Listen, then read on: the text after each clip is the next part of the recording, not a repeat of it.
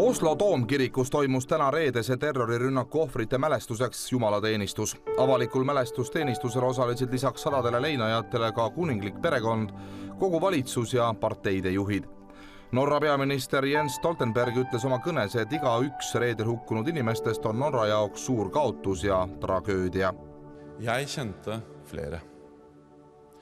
En av dem var Monica. I over 20 år jobbet hun på Utøya. For mange av oss var hun Utøya. Nå er hun død. Stoltenberg ütles ka seda, et lähiajal avaldatakse kõigi hukkunute nimed ja fotod ning alles siis tuleb ilmsiks kurjuse kogu ulatus. Lisaks mälestusteenistusel osalenutele kogunesid sajad leinajad teenistuse ajal Toomkiriku ette, pannes pühamu ümber lilli ja kaastundeavaldusi. Nii mõnelgi oli südames vaid üks soov.